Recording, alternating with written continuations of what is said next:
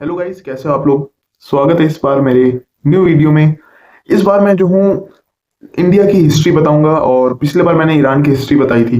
3 part डाला था, तीनों में ईरान कंप्लीट हो गया था 1500 से लेके 2025 तक। अगर आप लोग नहीं देखे हो तो आप लोग जा करके मेरे चैनल को सब्सक्राइब कर लो और जा करके देख लो ईरान की हिस्ट्री। और अब मैं जो हूँ इंडिया की हिस्ट्री बताऊंगा 1600 से लेकर के 1947 तक बताऊंगा, या तो 2000 तक बताऊंगा हिस्ट्री।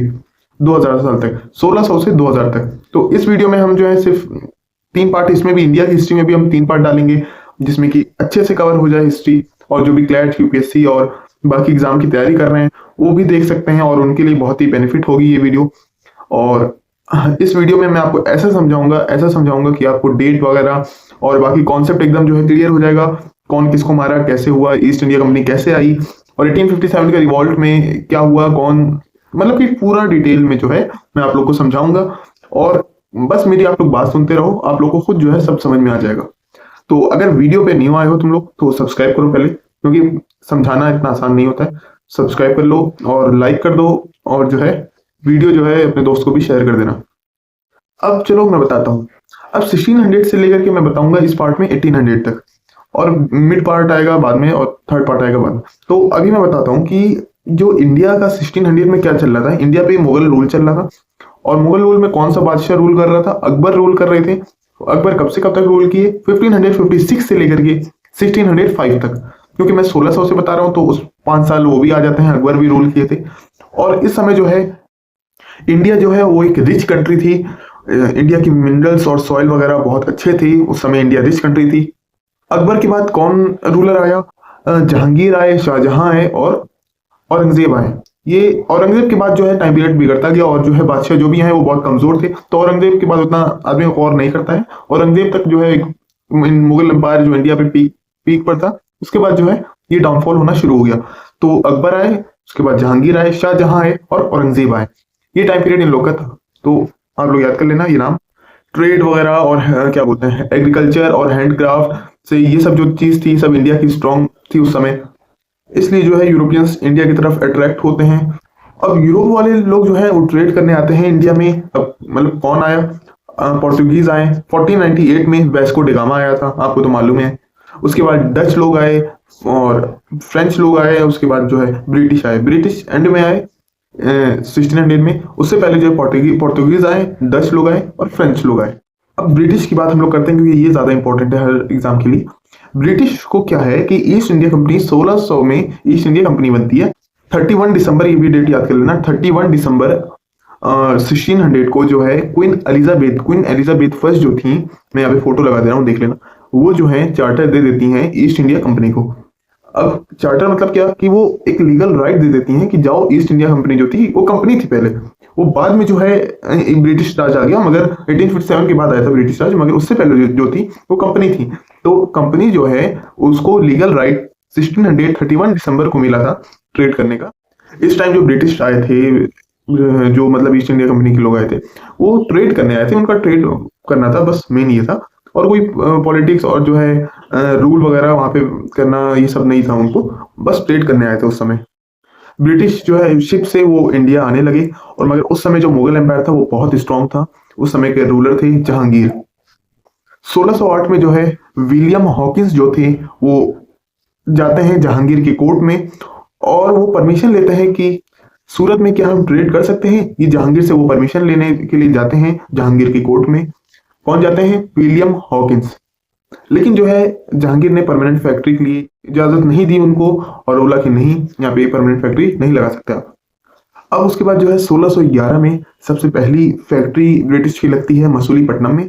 ये कहाँ है? ये आंध्र प्रदेश में है, और 1611 में लगती है। मगर ये भी है कि ईस्ट इंडिया कंपनी को छोटी फैक्ट्री थी और लिमिटेड ट्रेड था, कोई बहुत ज्यादा परमिशन नहीं मिली थी अभी भी, बस एक छोटी फैक्ट्री थी उस समय। 1611 में मसूलीपट्टनम में ये ब्रिटिश ने अपनी सबसे पहली फैक्ट्री लगाई।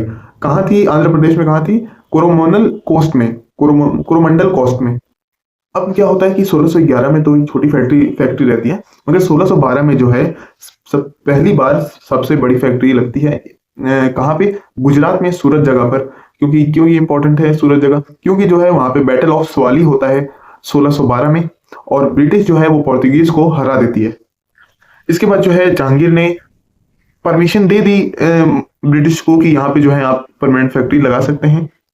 ये आप लोग याद रखना कि पहली जो फैक्ट्री थी वो 1612 में, और उससे पहले वाली वो तो छोटी फैक्ट्री थी, लिमिटेड ट्रेड था, मगर ये जो है परमानेंट फैक्ट्री थी। अलाउ कर दिया गया था जहांगीर की तरफ से, ठीक है आप सूरत में जो है, गुजरात में सूरत है, वहां पे आप ट्रेड कर सकते हैं। तो 1612 में बैटल ऑफ स्वाली होता है, जिसमें कि ब्रिटिश ने पोर्तुगीज को हरा करके वहां पर अपनी पहली फैक्ट्री, मेजर फैक्ट्री और लगा बनाते हैं 1612 में। अब 1615 से लेके 1630 तक ब्रिटिश की जो पोजीशन है वो अपना फैक्ट्री बैठा रहे थे, अपना यानी कि कब्जा कर रहे थे, मतलब कि अभी कुछ ट्रेड ही कर रहे थे मगर बहुत सारी जगहों पे अपना फैक्ट्री बनाए जा रहे थे। अब 1615 में क्या होता है कि सर थॉमस रॉय, ये जो आदमी थे, यहाँ पे देख लो फोटो, ये यही था सर थॉमस रॉय। ये जाते हैं जहांगीर की कोर्ट में फिर से और ट्रेड फैसिलिटीज और फैक्ट्री खोलने के लिए फ्रीडम मांगते हैं। मतलब कि इनको जो है परमानेंट बस वहीं पे सूरत के लिए अलाउ किया गया था और कहीं पे भी नहीं। तो जो है कंपनी को एक ऑफिशियल प्रोटेक्शन मिल जाती है जहांगीर की तरफ से कि अब जो है आप कहीं पे भी लगा सकते हैं फैक्ट्री। अब 1639 में जो है मद्रास में फोर्ट सेंट जॉर्ज, ये जो है ब्रिटिश ने मद्रास में लैंड खरीदा मद्रास में, और उसके बाद फोर्ट सेंट जॉर्ज, में यहाँ पे लिख भी दे रहा हूँ, फोर्ट सेंट जॉर्ज बनाया। और साउथ इंडिया का स्ट्रॉन्ग सेंटर, पहला जो है स्ट्रॉन्ग सेंटर वही था, फोर्ट सेंट जॉर्ज। ये मद्रास में जमीन लेकर खरीद करके बनाया। 1668 में बॉम्बे की जो फैक्ट्री थी वो पहले पोर्तुगीज चलाते थे, मगर जो है फिर इंग्लैंड के किंग को मिला, दहेज में मिला, मैरिज, वो शादी करके इंग्लैंड के किंग को मिला ये वाला जो है बॉम्बे फैक्ट्री जो थी वो दहेज में मिलती है। और ईस्ट इंडिया कंपनी को ये जो है रेंट पे दे देते हैं ब्रिटिश, और उससे जो है रेंट लेते हैं। और ये वेस्ट कोस्ट के लिए जो है ये फैक्ट्री इंपॉर्टेंट थी, वेस्ट एरिया की तरफ। अब 1690 से लेकर 1700 की पीरियड की बात करते हैं। जॉब चारनॉक जो है वो बंगाल में ट्रेड स्टार्ट करते हैं और आगे चल के जो है ट्रेड स्टार्ट करते हैं। कलकत्ता में जो है वो कलकत्ता का जो है मेन पावर सेंटर था ब्रिटिश का। ये था जो है 1600 से 1700। मैं उतना बहुत डीप में नहीं गया हूँ क्योंकि जो है ये उतना इंपॉर्टेंट नहीं है। ये अभी जो है आगे का टाइम पीरियड वो और ज्यादा इंपॉर्टेंट रहेगा। तो जो है मैं ओवरऑल आपको बताता हूँ कि 1600 से 1700 में क्या हुआ। मुगल एम्पायर जो था वो बहुत स्ट्रांग था। ब्रिटिश सिर्फ ट्रेड के लिए आए थे, कोई ऐसा पॉलिटिक्स या रूल करने नहीं आए थे। और जो है फैक्ट्रीज बनाए थे, फैक्ट्रीज के लिए परमिशन ले रहे थे, लेकिन अभी नहीं आया था पावर का आइडिया। और ये जो है सिर्फ बेस अपना बना रहे थे ईस्ट इंडिया कंपनी। अब ये याद कर लो 1600 में जो है ईस्ट इंडिया कंपनी बनती है। और पहली जो फैक्ट्री रहती है वो 1611 में मसूलीपट्टनम में रहती है। और सबसे बड़ी फैक्ट्री जो है बनती है वो सूरत में 1612 में। ठीक है, इतना मैंने आपको बता दिया 1600 से 1700। अब मैं बात करूंगा 1700 से लेके 1800 तक। अब 1700 से 1707 तक जो है मुगल एम्पायर स्ट्रॉन्ग था, मगर जो है औरंगजेब पूरे हो गए थे। वॉर्स चल रहे थे मुगल एम्पायर और डेक्कन एरिया में मराठास के साथ। एडमिनिस्ट्रेशन वीक हो रहा था ये मुगल एम्पायर का। ब्रिटिश जो थे वो अभी भी जो है ट्रेडर्स थे, मगर वो जो है सिचुएशन वॉच कर रहे थे, देख रहे थे। अब 1707 में क्या होता है कि मुगल एम्पायर औरंगजेब की जो है वो डेथ हो जाती है और सेंट्रल मुगल अथॉरिटी जो है वो कोलैप्स होने लगती है। अब वहाँ के जो है पावरफुल जो गवर्नर्स हैं वो अपना रूल स्टार्ट कर देते हैं, जैसे कि बंगाल के नवाब, अवध के नवाब, हैदराबाद के निज़ाम और मराठास इंडिपेंडेंट पावर अपने आप को करने लगते हैं, इंडिपेंडेंट पावर मानने लगते हैं। इसी टाइम जो है ब्रिटिश अपने आप को सोचती है कि यही टाइम सही है जो है क्या बोलते हैं पॉलिटिक्स में घुसने का, क्योंकि हर तरफ जो है मुगल एम्पायर कमजोर होने लगा। सब लोग जो है अपने आप को पावर बड़ा मानने लगे और पावरफुल समझने लगे।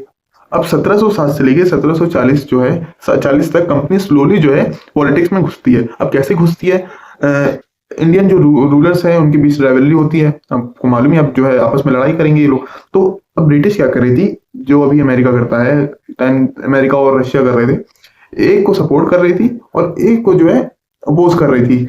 बंगाल जो था वो बहुत ही रिच प्रोविंस माना जाता है उस समय, और ब्रिटिश जो है बंगाल पे अपनी आंख जमाए पड़ी थी। अब 1740 से 1748 में एंग्लो फ्रेंच राइवलरी होती है, यानी कि ब्रिटिश वर्सेस फ्रेंच की लड़ाई होती है। उसके बाद ग्रेनेडिक वॉर होता है जिसमें कि साउथ इंडिया में होती है और इंडिया रूलर को यूज किया गया एक पपेट के थ्रू। और जो है रिजल्ट क्या निकलता है इस ग्रेनेडिक वॉर का कि ब्रिटिश मिलिट्री जो है स्ट्रांग हो जाती है और फ्रेंच वीक पड़ने लगते हैं। अब 1757 की बात सुनो। अब बैटल ऑफ प्लासे होता है 1757 में। अब यहाँ पे क्या होता है कि ब्रिटिश वर्सेस सिराजुद्दौला होता है, यानी कि नवाब, बंगाल के जो नवाब थे सिराजुद्दौला, सबसे पहली लड़ाई होती है और ये 1757 में होती है, ब्रिटिश वर्सेस इनकी लड़ाई। इस बार जो है ब्रिटिश जीत जाते हैं बैटल ऑफ प्लासी में, क्योंकि मीर जाफर ने गद्दारी कर दी थी और बेटर स्ट्रेटेजी थी ब्रिटिशों की। रिजल्ट क्या, वही जो है ब्रिटिश को बंगाल पे पॉलिटिकल एक कंट्रोल मिल जाता है। और बंगाल पे कंट्रोल मिल गया क्योंकि वहाँ उस समय बंगाल जो प्रोविंस था वो बहुत ज़्यादा ही एक उस समय का रिच और अच्छा प्रोविंस माना जाता था। अब यहीं से जो है ब्रिटिश का रूल जो होता है स्टार्ट हो जाता है, रूलिंग करना शुरू हो जाती हैं। 1764 में बैटल ऑफ बक्सर होती है। नवाब ऑफ अवध जो रहते हैं, अवध की जो नवाब रहते हैं, और मुगल एम्पायर के शाह आलम सेकेंड और मीर कासिम, ये तीन लोग जो होते हैं ये ब्रिटिश के खिलाफ लड़ते हैं।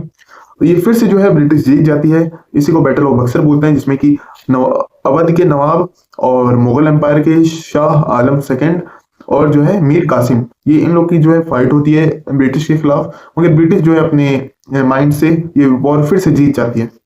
1765 में जो होता है दीवानी राइट मिल जाता है ब्रिटिश को। दीवानी राइट क्या है, टैक्स कलेक्ट करना शुरू हो जाते हैं। बंगाल में, बिहार में और उड़ीसा से जो है वहाँ के किसानों से टैक्स लेना शुरू हो जाते हैं ब्रिटिश सब। इसी को बोला जाता है दीवानी राइट।